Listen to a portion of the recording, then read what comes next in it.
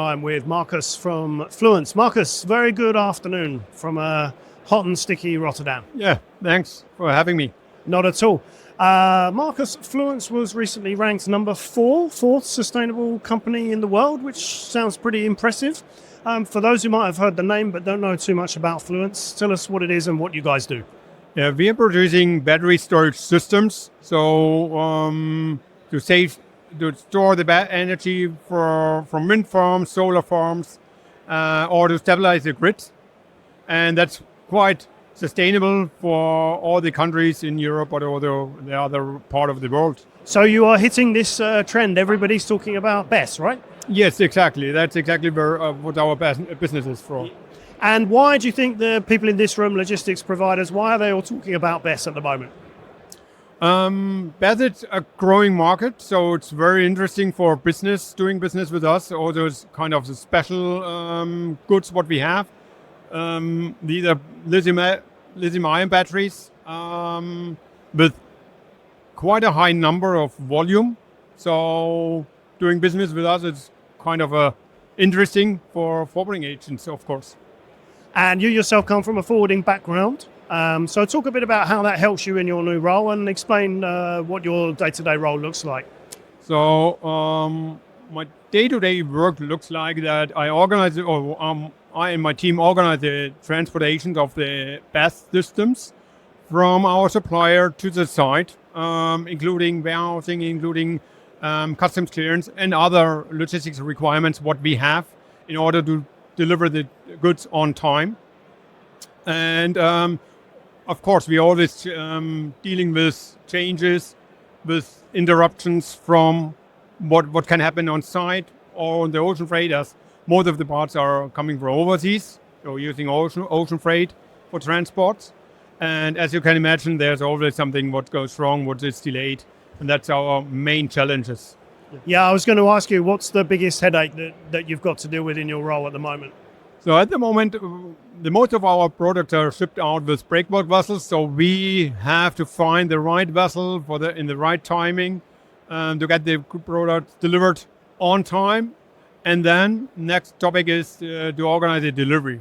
So the delivery is quite challenging as we have different parties involved. So the site management, the crane companies, customs, of course, as well.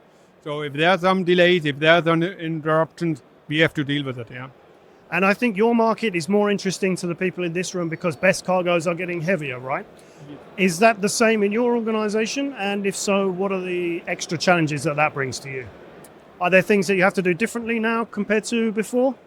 So especially for Fluence, yes, we do it differently compared to a few years ago. So Fluence had a product which fits fine in a high cube container. But now, as the density of the storage systems getting bigger, the equipment getting bigger, heavier, we can't use standard containers anymore. We use breakbulk shipping, and also we have to use some flatbed trailers, not just the normal carton signer, what we used to have previously.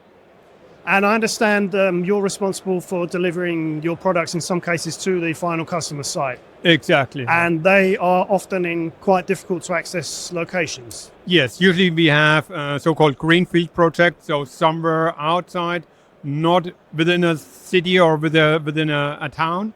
So we usually work with GPS data in order to get to the site.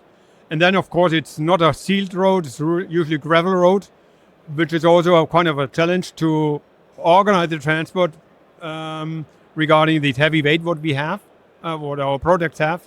We do have to do road surveys and stuff like that in order to clarify if we can deliver or not, or if some special preparation needs to be done.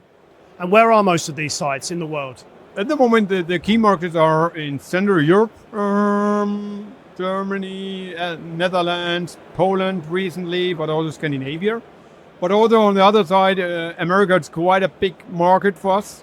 Australia, one of the biggest currently beside Americas. But also Chile is very important for us. Yeah. Chile, in South America. Yeah. And how are you dealing with the challenges of moving lithium-ion batteries? So the challenge is to get the batteries storage systems on a vessel, to get the approval from the ocean carrier. They don't always want it. Exactly, they don't want it. And our biggest competitors are the wind industry. So with the plates on top, we have no space, or our battery storage system don't have space on the vessel, on the breakbulk vessels. And for our current project, it's still required to be on deck. So we compete with the wind farm industry. Our new future project will be able to do it under deck as well, which maybe makes it a bit easier, but still we are shipping out with breakbulk vessels. We rely on the ocean carrier to provide us the right timing and also the right schedule. In a schedule, when you talk with breakbulk, there's no schedule, right? So that's a challenge to be at the port of entry in time in order to organize the deliveries. And in Europe, like everywhere else, there's a drive for more local manufacturing, local content, as it's known in the US. How much is that affecting your manufacturing and your logistics in Europe? How much of an issue is that? So at the moment, our main components coming still out from Asia, but we also think about to the manufacturing somewhere in Europe. However, for the side component or for smaller items for these BESS systems, we already purchase them in Europe. So it's not a domestic content, but still it's kind of European suppliers we have, yes. And finally, as this market continues to grow, get heavier, get bigger, what are the challenges coming down the track that you can see logistics-wise? So a challenge will be definitely to get the drivers and the special equipment, so this low bed trailers available, and drivers with an ATR license. That will be the bottleneck, as you can't use normal truck drivers with curtain siders. You need these special trailers, and these are not as common having the ATR license, and that's a challenge, definitely. Markus, really interesting. Thanks very much for your time. Thank you. Thanks a lot.